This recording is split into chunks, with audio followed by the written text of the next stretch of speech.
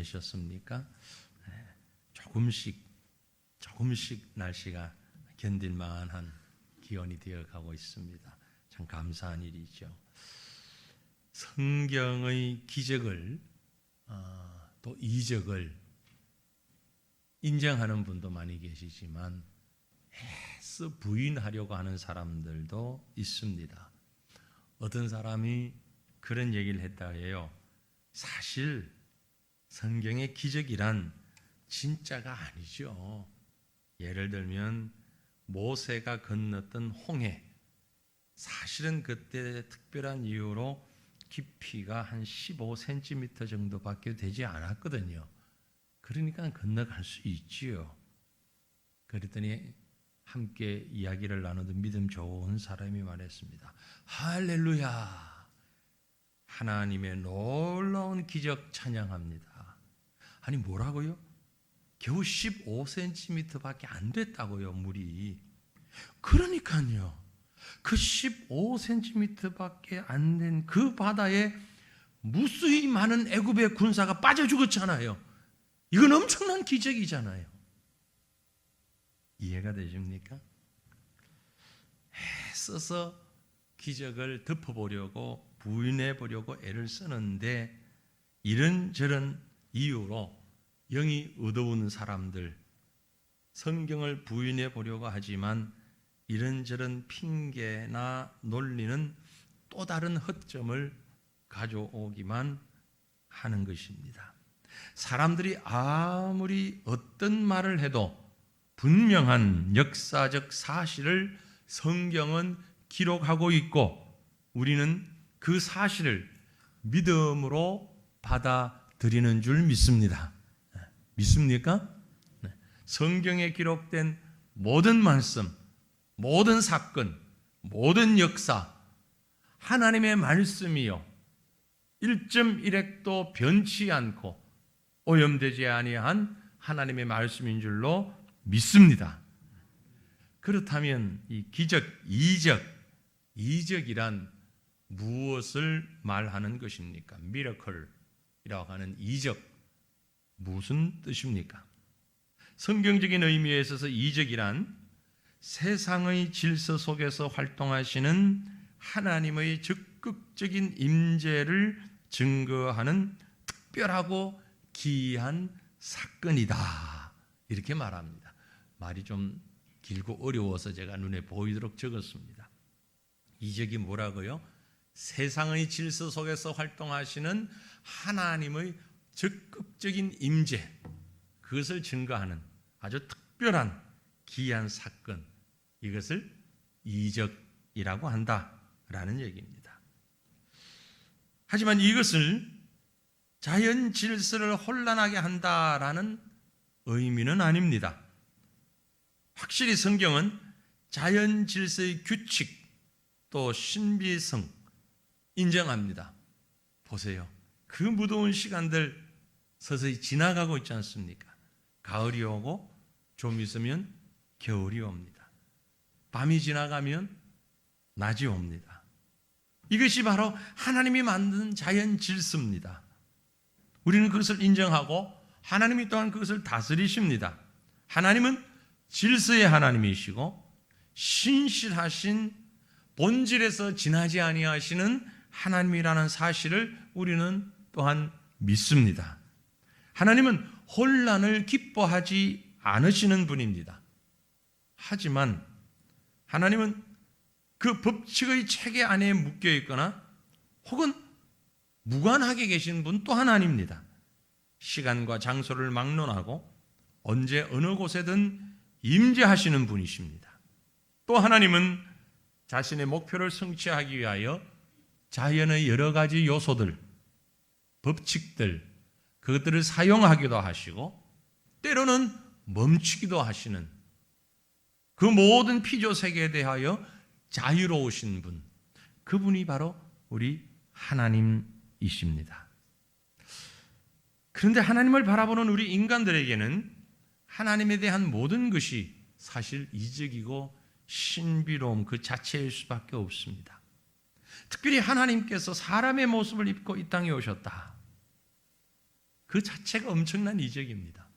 그리고 오셔서 수많은 이적들을 행하셨습니다. 그 많은 행하신 이적들보다 가장 큰 이적은 하나님이 사람이 되셨다는 거죠. 이 땅에 오셨다는 거죠. 그리고 그 하나님이 죄인들을 구원하시기 위하여 친히 죽음을 당하셨다는 것, 그리고 그 예수 그리스도를 믿는 자가 모든 죄에서 해방되어 구원받는다는 사실, 이것이 바로 이적 중의 이적, 가장 큰 기적인 줄로 믿습니다. 우리는 그 사실을 믿는 자들입니다. 그 하나님께서 사람들의 눈높이에 맞추어서 말씀하고 계시는 것, 이것이 또 기적이기도 합니다. 그러므로 성경은 이 모든 이적의 총결합체라고 할 수 있는 것이고, 성경에 기록된 수많은 이적들은 모두 각각 그 나름대로의 목적과 또 의미를 가지고 있는 것이죠. 그 중에서 오늘 우리가 읽은 본문 말씀은 예수님께서 행하신 1년의 이적 중에 3가지 이적이 연속적으로 발생했고 기록되어 있습니다. 이것이 이적들을 통해서 주시는 하나님의 메시지가 분명히 있다는 것을 우리에게 반증하고 있는 거지요. 오늘 아침에는 우리는 이 3가지 이적을 살피면서 이를 통하여서 말씀하시는 하나님의 음성에 귀를 기울여 보기를 원합니다. 우리가 금방 말씀을 읽었습니다만 그 3가지 이적이 어떤 것들이었습니까? 먼저 첫 번째는요, 죽은 소녀를 살려 일으키신 이적입니다. 23절, 4절, 5절, 26절까지 이르는 말씀에 죽은 소녀를 살렸습니다. 이 소녀의 아버지는 오늘 본문에 보면 그저 한 관리라고 기록되어 있습니다. 한 관리. 하지만 동일한 사건을 기록한 마가복음이나 누가복음에 보면 이 한 관리는 바로 야이로라고 이름하는 회당장이었던 것으로 보입니다. 아주 신분이 당시로서는 높은 지위에 있는 사람입니다. 그가 예수님 앞에 와서 주님 오셔서 죽은 내 딸을 살려달라고 간청하게 되고, 예수님은 그 간청을 듣고 그의 집으로 가셨습니다. 죽은 소녀의 집은 이미 그 시대 관습에 따른 장례 절차가 진행 중에 있었습니다. 피리를 불고 곡을 하는 사람들로 인해 시끌벅적했습니다. 당시 유대교 전통에 따르면 사람이 죽으면 아무리 가난해도 최소한 2사람의 피리 부는 사람과 1사람의 곡하는 사람이 있어야 했습니다. 옛날 우리나라도 그랬습니다. 그래서 상가에 가서 곡해주는 직업을 가진 사람들이 있었습니다. 실제로 아무 연고도 없지만 몇 시간 동안 곡을 해주면 돈을 얼마를 주는 곡쟁이가 있었어요. 그래서 상가에 가서 아이고 아이고 아이고 하고 울어주는 거죠. 비슷하게 유대에도 그렇게 곡하는 사람도 있고 피리 부는 사람도 있었던 것이죠. 최소 3명. 그리고 더 부유하거나 여유가 있으면 그런 사람들을 더 많이 고용해서 아주 분위기를 이렇게 슬픈 분위기를 띄우는 그런 문화가 있었다라는 것입니다. 회당장이었으니까, 높은 지위에 있었으니까 아마도 피리 부는 자, 곡하는 자가 많이 불려왔을 것입니다. 그리고 문상객 또한 많이 있었을 것입니다. 집안이 얼마나 떠들썩했을까 짐작할 수 있는 부분입니다. 그런데 그 광경을 보신 예수님께서는 이렇게 말씀하시죠. 본문 24절에 이르시되 물러가라. Go out. Go away. 나가라. 이 소녀는 죽은 것이 아니라 잔다. 사람들이 비웃을 수밖에 없는 말씀이죠. 예수님의 말씀을 듣는 사람들은 어이가 없었습니다. 콧방귀를 뀌기도 했겠지요. 아니, 죽은 사람을 놓고 왜 잔다? 그럼 예수님께서는 왜 죽은 소녀를 가리켜 잔다고 하셨을까요? 죽은 사람과 산 사람 구분을 못해서일까요? 정말로 소녀가 죽은 것이 아니고 자고 있을 뿐이었기 때문에 주님이 그렇게 말씀하셨을까요? 사람들이 자는 것과 죽은 것을 분별하지도 못할 정도로 예수님이 잘못됐거나 그거에 모인 사람들이 잘못됐을까요? 그렇지 않습니다. 실제 사람의 눈으로 볼 때 죽었습니다. 그런데 예수님은 자고 있는 것이라고 말씀했습니다. 사람이 자는데 그렇게 피리를 불고 시끌벅적 많이 모일 필요는 또한 없는 것이죠. 그래서 고에 나가라 라고 말씀하신 거죠. 이 말씀이 무슨 얘기입니까? 실제로 죽었지만 예수님께서는 이 소녀의 죽음을 무효화하셨다라는 얘기입니다. 그리고 이 소녀를 다시 살리시기 위하여 오셨다는 것을 말씀하고 있는 것입니다. 그러므로 그 죽음의 상황이 사라지고 피리 부는 자, 고가는 자가 더 이상 필요 없게 되었기 때문에 나가라고 얘기하신 거죠. 예수님은 죽음이라는 것이 끝이 아니라는 것을 보여주고 계신 겁니다. 죽음조차도 예수님에게 있어서는 자다가 깨는 것처럼 쉽게 극복될 수 있는 일이기 때문에 이 소녀를 향하여 잔다 라고 표현한 것입니다. 여러분, 우리가 이 땅을 살면서 수많은 일들을 경험할 수 있습니다. 때로는 조그마한 혹은 큰, 어떤 때는 감당할 수 없는 그런 수많은 일들이 우리 앞에 다가오지만 그 일이 무슨 일이든 간에 죽음보다 더한 일은 없잖아요. 그렇지 않습니까? 하지만 주님은 그 죽음을 극복하신 분입니다. 그렇다면 오늘 저와 여러분이 만나는 수많은 일들은 이미 주님의 능력으로 극복할 수 있다는 사실을 먼저 믿으시길 바랍니다. 주님은 이 땅에 죽음 당하시기 위해서 오신 것이 아니고 죽음을 극복하고 이기시기 위하여 오셨음을 믿으시길 바랍니다. 두 번째 사건을 봅니다. 이 소녀를 살리시기 위하여 그 집을 향해서 가고 계실 때에 그 중간에 도중에 12년 된 혈류증 여인을 고치신 일이 있습니다. 20절, 21절, 22절에 기록이 되어 있죠. 이건 12년 동안 혈류병을 앓고 있던 한 여인이 예수님의 겉옷만 만져도 구원을 받을 수 있으리라고 믿고는 예수님 뒤에 와서 살짝 예수님이 걸치신 겉옷가를 만졌는데 예수님께서 그녀의 믿음을 보시고 즉시 그녀를 구원해 주셨다라는 사건입니다. 이 이야기에서는 우린 예수님에게는 불가능한 일이 없다라는 것을 보여주고 있는 메시지가 있습니다. 똑같은 사건을 기록하고 있는 누가복음을 보게 되면 누가복음을 굳이 콕 집어서 보려고 하는 이유는 있습니다. 질병에 관계된 문제가 나올 때는 누가가 제격입니다. 왜냐하면 누가의 직업이 의사잖아요. 그러니까 의사의 눈으로 보았다라는 얘기입니다. 누가복음 8장 43절 44절에 보면 이에 12해를 혈루증으로 앓는 중에 아무에게도 고침을 받지 못하던 여자가 예수의 뒤로 와서 그의 옷가에 손을 대니 혈루증이 즉시 그쳤더라. 우리가 보는 것하고 의사가 보는 것하고는 분명히 다를 수 있습니다. 그렇죠? 우리는 질병에 대하여서 다 알 수 없습니다. 물론 의사라고 다 아는 건 아니겠지만 그래도 우리보다는 평범한 사람들보다는 그 분야의 전문가잖아요. 누가가 바라보니까 이 여인이 앓던 병은 아무에게도 고침을 받지 못하는 질병이다. 누가는 그렇게 판단을 했습니다. 즉 의학적으로 불치병, 어떤 분은 불치병이란 존재하지 않고 난치병이라고 그래야 된다라고 말씀하는데 그게죠. 치료 안 된다는 건 어렵다는 거예요.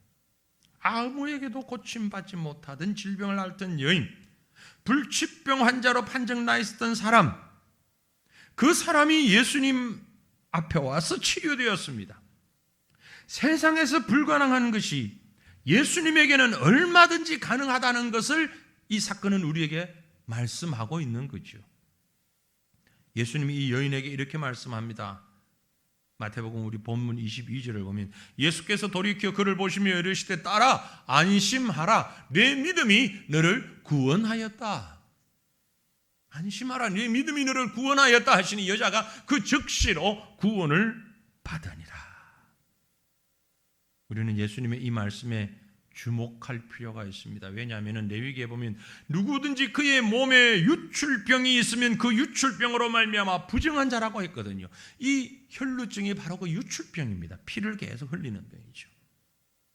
그래서 이것은 부정한 질병이 있기 때문에 자신뿐만이 아니라 그가 눕는 침상, 앉았던 자리, 접촉하는 모든 물건, 심지어 접촉했던 사람들까지 간접적으로 접촉한 모든 사람들이 입은 옷까지 다 부정한 것으로 율법은 규정하고 있는 것이 유출병, 혈류증입니다. 그러므로 이런 환자는 일반인들로부터 사회로부터 격리되어야 마땅했고요. 그 환자는 자신의 병뿐 아니라 사회적 소외로 인한 온갖 삶의 불편과 외로움을 함께 알아야 했던 처지입니다. 예수님의 옷가를 만진 여인은 바로 그런 여인입니다. 용한 의사란 의사 다 찾아가 봤을 겁니다. 그러나 누가가 기록했듯 아무에게도 고침을 받지 못하던 여자였습니다.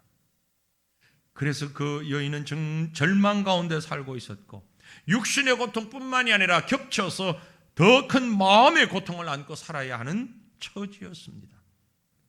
이러한 상황을 아셨기 때문에 예수님께서는 따라 안심하라. 내 믿음이 너를 구원하였다. 따라. 아무도 상대해 주지 않는 이 여인을 향하여 가장 친밀한 호칭을 불러주십니다. 따라. 안심하라. 그녀의 마음을 고통을 아셨기 때문에 그 마음의 상처를 씻겨주는 말씀이죠. 내 믿음이 너를 구원하였다. 단순한 육신의 질병만이 아니라 사회적인 매장과 불치의 절망과 영적 죽음으로부터 온전히 치유되었다 선언하고 계신 거죠. 앞에서 보았던 한 소녀를, 죽은 소녀를 살리신 사건과 12의 혈류증 앓던 이 여인을 고치신 두 이야기, 두 사건은 만유의 주이시며 사랑으로 우리를 치유하시고 구원하시는 예수님에 대한 분명한 인식을 우리로 하여금 갖게 합니다. 그러므로 본문의 이 두 이야기 속에 예수님의 신성과 권능을 그 어느 때보다 뚜렷하게 우리에게 드러내주고 있고요. 온갖 병자들을 고치던 예수님께서 지금 이 이야기에서는 죽은 사람까지 살리시는, 감당할 수 없는 질병까지 고치시는, 모든 고통과 죽음을 다스리시는 전능하신 하나님이신 것을 말씀하고 계십니다. 잊어버리지 않았습니다. 세 번째 사건이 뭐죠? 세 번째 사건은 두 맹인의 눈을 뜨게 하신 사건이죠. 27절부터 31절에 있습니다. 복음서에 보면 예수님이 맹인들의 눈을 뜨게 하신 사건이 곳곳에 기록되어 있습니다. 특별히 오늘 이 본문에 있는 이 사건과 후반부에 20장에 가서 있는 바디메오에 대한 사건은 별개의 사건으로 볼 수 있습니다. 팔레스타인은요, 건조한 사막 기후였기 때문에 안과적 질병이 많았습니다. 그래서 이 안약이 발달을 했다라고 알려져 있죠. 본문의 두 맹인들은 예수님을 어떤 경로를 통해서인지는 모르지만 다윗의 자손으로 알고 있었고 믿었고 그렇게 불렀습니다.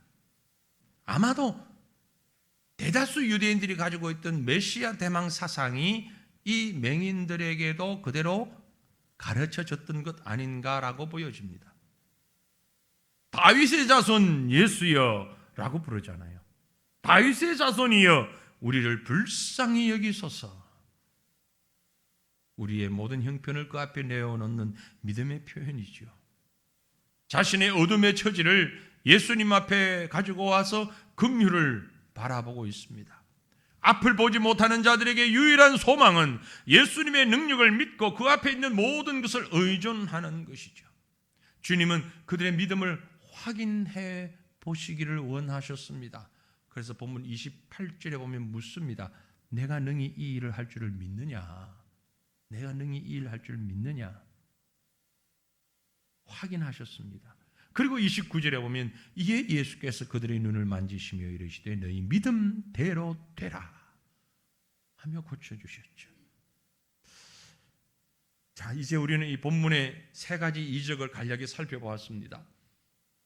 우리는 이 사건들을 통해서 어떤 하나님의 음성을 들을 수 있을까? 하나님이 정말 과학적으로, 논리적으로, 이성적으로 접근해서는 답을 찾을 수 없는 이 사건이 오늘 마태복음 9장에서 세 개의 사건이 함께 모여 기록되어 있는 마태를 통한 하나님의 의도가 분명히 있을 겁니다. 따로따로 떼어넣어서 기록하지 않고 한꺼번에 기록하고 있는 이유가 뭘까? 그 메시지는 바로 이것이 아닐까라는 생각이 듭니다. 우리가 모든 이적과 기적을 바라봅니다. 그런데 여러분, 그 이적의 시작은 믿음이라고 하는 것입니다. 잊지 마시기를 바랍니다. 세 사건 사이에 아주 중요한 공통점이 있습니다. 그건 모두 하나님이 친히 만들어주신 세상의 일반적인 법칙들, 그것을 저는 제1원인이라고 표현합니다. 세상 자연 질서가 움직여지고 있는 제1원인, 지구의 자전, 공전 뭐 이런 것들, 제1원인. 이 일반적인 법칙들을 잠깐 일시적으로 하나님이 중단시키시고 하나님의 능력으로, 즉 제2원인, 하나님의 능력이 나타나는 그 순간 그 일을 통하여서 직접 역사하신 것, 이게 바로 이적이라는 것입니다. 이적이 너무 어렵게 들립니까? 제가 예전에도 말씀드리고 보여드렸는데 저도 이적을 일으킬 수 있습니다. 어떤 이적? 제1원인은요, 물건을 위에서 아래로 손을 놓으면 떨어집니다. 이유는요? 뭐죠? 왜 떨어지죠? 초등학교 안 가신 분은 죄송합니다. 이 이유가 뭐예요? 만류 인력, 지구의 중심에서부터 끌어당기는 힘이 있죠. 잘 보세요. 제가 이적을 일으킬 테니까. 잠깐 이게 떨어지지 않고 손에서 놨는데 올라가잖아요. 왜 올라가요? 던지는 힘에서 단 0. 몇 초지만 그 순간은 만류 인력과 상관없이 올라갔습니다. 하지만 잠깐 올라갈 뿐 다시 내려. 이 올라가는 순간이 이적이라는 거예요. 제1원인보다 손으로 던진 제2원인의 힘에 의해서 올라갔던 거죠. 저니까 요거밖에 못하고 하나님은 그 제2원인을 가지고 죽은 자를 살리고 불치병을 낫게 하고 바다를 가르고 엄청난 역사를 일으키신다는 거예요. 이게 성경이 말씀하는 기적입니다. 하나님의 능력으로, 혼란이 아닙니다. 일시적인 필요에 의해서 하나님께서 잠깐 일원인, 자연 법칙을 중단하고 하나님의 능력으로 그 일을 행하신 겁니다. 우리 눈에 그게 이적과 기적으로 보이는 것이죠. 때로는 하나님은 사람들의 믿음의 유무와 상관없이 이런 기적을 베푸실 때도 있습니다. 하지만 대부분의 이적이 나타날 때는 사람들에게 믿음이라는 한 과정, 한 방법을 요구하신다는 거죠. 다시 말씀드리면 하나님의 기적의 역사는 마치 우리가 어떤 마술을 구경하는 것처럼 멍하게 보고 있는데 갑자기 어떤 일들이 일어나는 것이 아니라 하나님의 일하심에 대한 간절한 바람과 분명한 확신을 가지고 있을 때 하나님은 그 믿음에 응답하시고 기적을 행하신다는 겁니다. 죽었던 소녀의 아버지는 예수님 앞에 와서 죽은 딸의 몸을 손을 얹기만 하면 살아나리라고 믿었습니다. 혈류병 앓던 여인은 예수님의 겉옷만 만져도 치유될 수 있을 것이라고 믿었습니다. 두 맹인은 다윗의 자손 되신 예수께서 눈을 열어주실 것을 분명히 믿었습니다. 그 믿음을 보시고 모두 그들에게 구원의 은혜를 베풀어 주셨다는 것이죠. 이 말씀을 분명히 이해하고 인식해야 하는 이유가 바로 나에게 주어진 이적에 대한 바른 인식, 바른 믿음 때문입니다. 가장 큰 이적은 뭡니까? 우리가 이 세상에서 본 가장 큰 이적은 내가 구원받았다는 사실이에요. 동의하십니까? 그보다 더 큰 이적을 본 적이 있습니까? 내가 구원받았다는, 무엇으로 구원받았나요? 믿음으로 구원받았잖아요. 아니, 그 믿음이 어디에 있는지, 어디서 가져올 수 있는지, 어떻게 내 마음에서 생겨날 수 있는지, 아니면 언제 어떤 모습으로 이 믿음이라는 것이 내게서 들어왔는지 그걸 우리가 인식하지 못할 수도 있어요. 하지만 분명한 것은 그 믿음으로 우리는 구원을 받았습니다. 제가 강조하는 말이 아니고 성경이 하시는 말씀이에요. 에베소서 2장 8절에 말씀했습니다. 너희는 그 은혜에 의하여 믿음으로 말미암아 구원을 받았으니 이것은 너희에게서 난 것이 아니요 하나님의 선물이라. 믿음으로 말미암아 구원 받았는데 그 믿음은 하나님의 은혜로 우리에게 주어진 것이고 우리에게서 생겨난 것이 아니라 하나님이 주신 선물이다. 혈류병을 앓던 여인이 구원 얻은 것, 예수님의 옷가를 만지는 행위에서 딸린 마술적 효과 때문이 아닙니다. 그녀의 믿음을 보시고 예수님께서 능력을 베푸신 것입니다. 맹인들이 예수님 앞에 나온 믿음을 보시고 눈을 뜰 수 있는 능력을 베푸신 것이죠. 하나님은 오늘 우리에게도 이런 믿음을 요구하십니다. 하나님의 능력 안으로 달려나오는 믿음 보시고 하나님의 능력이 우리 속에 이적으로 역사하시는 것입니다. 우리에게 요구하시는 것은 나오는 행위의 형식이나 믿음을 드러내는 형식이 아닙니다. 독특하면서 혹은 감정을 끌어올리는 듯한 어떤 의식이 사람들의 마음을 움직일 수는, 감정을 움직일 수는 있을지 모르지만 하나님의 마음을 움직일 수는 없어요. 하나님의 마음은 그를 믿는 믿음에 의해 움직여지는 것입니다. 어떤 분들은 반문합니다. 아니 뭘 보아야 믿지요? 뭐가 들리면 믿지요. 보이지도 않고 들리지도 않는데, 만져지지도 않는데 어떻게 믿을 수 있습니까? 저는 그것을 핑계라고 합니다. 그건 이론이 아니고요, 논리가 아니고요, 핑계에 불과합니다. 왜냐하면 참 어리석은 말이죠. 우리가 지금 눈으로 보고 귀로 듣고 경험한 것만 믿고 삽니까? 아니요, 그렇지 않습니다. 여러분, 우리 눈은, 여러분이 가지신 이 눈은 이 세상에 존재하는 모든 빛의 단 5%만 볼 수 있다 그래요. 95%는 우리 눈에 안 보입니다. 그런데 병원 가서 진찰 받을 때 촬영하잖아요. MRI도 찍고 엑스레이도 찍고 그거 다 빛이거든요. 보이던가요? 안 보여요. 그런데 나타나는 결과는 있잖아요. 사진을 찍잖아요. 그 엑스레이나 이런 빛들은 우리 눈에 안 보이는 거예요. 95%는 보이지 않는 빛이고 5%만 우리가 보는 거예요. 우리 귀는 진동 사이클이라는 게 있잖아요. 진동수가 있잖아요. 16에서 2만 사이클까지만 들린다는 거죠.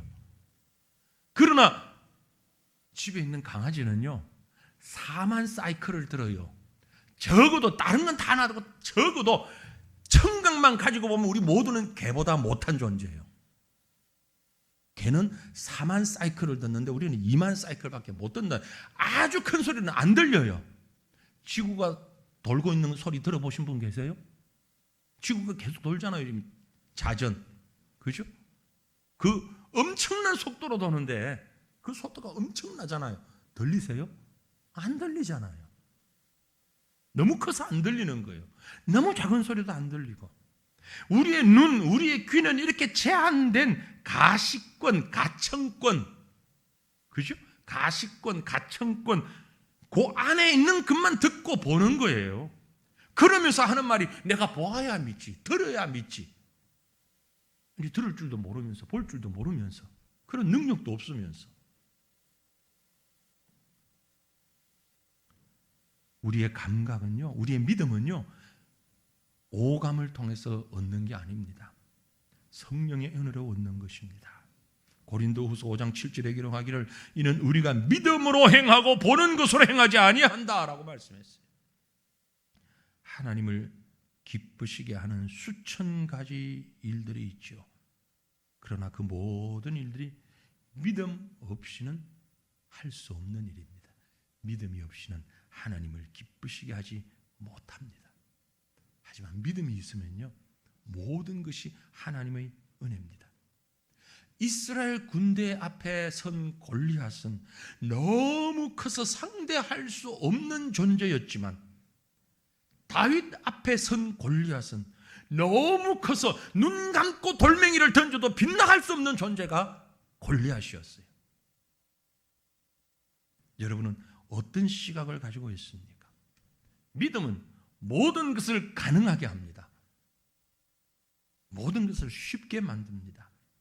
근심이든 고통이든 믿음 앞에 서면 다 달아날 수밖에 없어요. 그래서 사도 바울이 이런 고백을 했잖아요. 우리도 이런 고백하면 얼마나 좋겠어요. 내게 능력 주시는 자 안에서 내가 모든 것을 할 수 있느니라. 오해하지 마십시오. 기적을 몰고 다니는 사람이라는 말이 아니에요. 사람들이 기피하는, 너무너무 힘들어하는, 너무 고통스러운, 다 싫어하는 그러한 일도 내게 능력 주시는 자 안에서 나는 할 수 있다는 의미입니다. 그런 의미예요. 어떤 문제가 다가온다 할지라도, 제가 종종 말씀드리는데 닭과 독수리의 차이죠. 그렇죠? 폭풍이 몰려오면 닭은 몸을 움츠린 채로 자기 안전을 보존하기에 급급하지만 독수리는 폭풍이 몰려오면 두 날개를 활짝 펴서 창공을 날아오른다는 거죠. 비슷한 몸집을 가진 두 새가, 그래서 닭은 날지를 못하는 새입니다. 사람들에게 잡혀 먹지요. 독수리는 잘 잡히지 않습니다. 인생의 폭풍을 만날 때에도 마찬가지입니다. 고통스러운 일, 억울한 일, 괴로운 일이 닥치면 몸을 숨기고 있는 닭과 같은 인간이 있는가 하면 담대하게 대처하는 독수리형 인간이 있을 수 있습니다. 무엇의 차이입니까? 믿음의 차이입니다. 인류의 역사는 담대하게 고통을 극복한 사람들에 의해 다시 쓰여진다고 말했습니다. 서양 속담에 이런 말이 있습니다. 북풍이 바이킹을 만들었다. 사나운 바람과 폭풍 때문에 조선술 배를 만드는 기술, 항해술이 발전했다는 얘기입니다. 모진 바람과 추위를 이겨내며 자란 나무는 좋은 목재가 될 수 있습니다. 믿음은 저와 여러분의 나약함을, 고칠 수 없는 질병을, 죽음까지도 극복해내게 하는 하나님의 능력의 도구가 된다는 사실을 잊지 마시기를 바랍니다. 주님이 우리에게 말씀하고 싶어 하시는, 우리가 그렇게 보고 싶어 하는 하나님의 능력과 역사의 현장은 믿음이라는 것으로 우리에게 다가올 수 있다는 것입니다. 그러므로 우리 모두가 바르고 굳은 믿음으로 예수 그리스도를 통한 하나님의 놀랍고 한없는 구원의 은혜를 누리며 오늘 우리에게 주어진 삶 속에서 날마다 하나님의 기적을 경험하고 살아가는 하나님의 자녀 되어지시기를 주님의 이름으로 축원합니다. 우리 함께 기도하기를 원합니다. 마음을 모아서